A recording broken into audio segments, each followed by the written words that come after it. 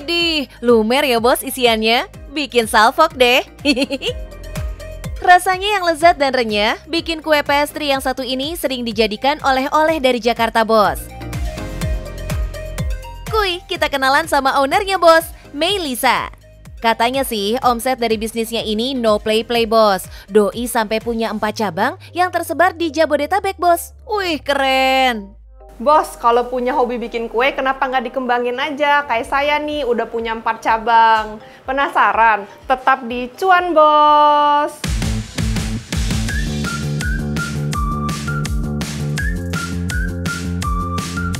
Melisa menjual kue pastry-nya dengan 2 isian rasa, bos. Ada yang pisang coklat dan pisang coklat keju. Nggak hanya kue pastry, Melisa juga menjual aneka varian donat dan bomboloni. Ada yang rasa coklat, alpukat Oreo, hingga stroberi, bos. Harganya masih affordable banget, bos. Mulai dari 80.000 hingga 90.000 udah bisa nyobain seporsi kue pastry ini. Kue pastry buatannya selalu dibuat baru setiap hari.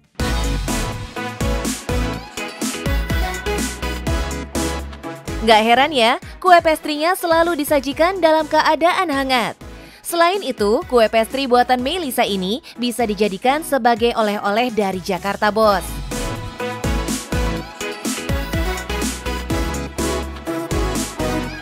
Kue pastry bisa bertahan 3 hingga 7 hari di suhu ruang, bos. Melisa membuat sendiri adonan kue pastry-nya, bos.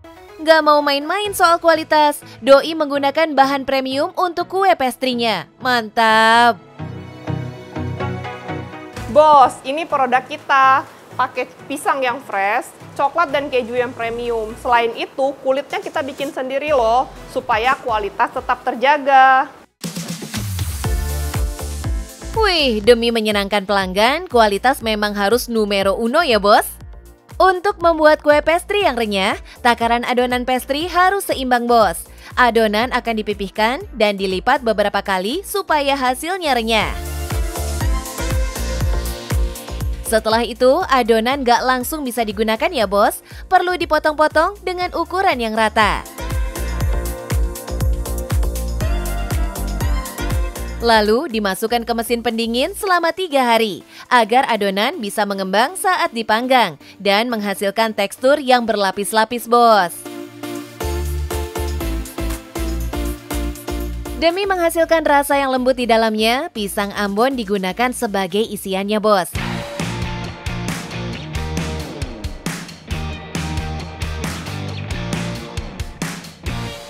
Melisa menambahkan coklat dan keju yang berlimpah sebagai isian kue pastry-nya. Tujuannya bikin pelanggan puas dan tidak kecewa sama kue pastry buatannya. Wah, mantap! Biar makin jos rasanya, tingkat kematangan kue pastry-nya kudu diperhatiin ya. Panggang selama 1 jam supaya matangnya merata, bos. Kalau untuk pastry sendiri kita harus panggangnya dalam suhu yang tinggi. Waktunya yang lumayan lama supaya si layer-layer tadi itu terpanggang semua. Jadi kalau terlalu cepat itu nanti layer terdalamnya nggak terlalu mateng. Kalau terlalu lama jadinya terlalu kering, bisa gosong juga. Jadi penasaran nih, kenapa Melisa bisa kepikiran punya ide bangun bisnis ini? Padahal Doi dulunya sekolah desain grafis loh, bos. Aku backgroundnya DKV, desain. Memang awalnya suka baking di rumah, apalagi pas zaman COVID kan lebih banyak di rumah juga. Jadi bisa mulai keluarin produk-produk baru juga buat cokban untuk mengisi kesibukan waktu itu. Melisa membuka bisnisnya dari nol. Awalnya Doi hanya membuka pre-order aja. Awalnya sih dari hobi. Terus iseng-iseng buka PO, ternyata antusias dari teman-teman lumayan waktu itu. Terus kita coba buka outlet pertama, dapat respon yang bagus juga, sampai akhirnya kita sekarang udah punya 4 outlet. Keren, dari hobi bisa mendulang cuan nih, bos. Eits, nggak mudah bagi Melisa membangun bisnis ini, bos. Saat itu, Doi banyak dikomplain orang karena rasa pastry buatannya kurang pas di lidah customer. Melisa berjuang dan gigih belajar hingga bisa menemukan resep pastry yang pas di lidah pelanggannya, bos.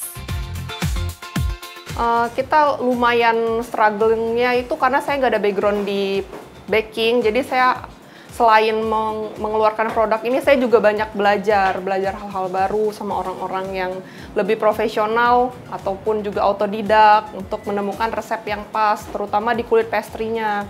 Karena rasa dari cokban itu bergantung dengan kulit pastry-nya.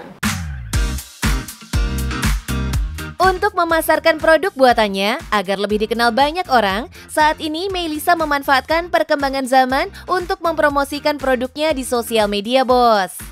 Oh iya, sangat berpengaruh, terutama di TikTok yang algoritmanya kan lumayan random. Pas kebetulan kita dapat viewersnya sampai jutaan, itu pasti berpengaruh di penjualan sih. Dalam sehari, Melisa bisa mendapat order hingga 300 pesanan kue pastry, Bos. Beda lagi kalau di hari libur, pesanan bisa sampai 2 kali lipatnya. Kalau lihat banyaknya pesanan pastry-nya, pasti nih omsetnya nggak kaleng-kaleng, Bos. Dari bisnis ini ya saya bisa punya 4 outlet, bisa mempekerjakan banyak tenaga kerja, membuka tenaga kerja untuk orang-orang. Wih, gokil ya, Bos. Kalau udah niat berbisnis, jangan ragu-ragu untuk memulai. Nggak ada background, bukan berarti nggak bisa ya, Bos. Asal mau belajar, bisa nih kayak Melisa ini, Bos. Dari hobi, bisa mendulang cuan. Gimana Kak, enak nggak? Enak. Gimana Bos, udah lihat kan bisnis saya? Udah jangan kebanyakan mikir, coba promosiin ke teman-teman deket kalian dulu. Siapa tahu dari mulut ke mulut bisa hasilin 4 cabang kayak saya. Dan yang terakhir, jangan lupa hasilin cuan Bos!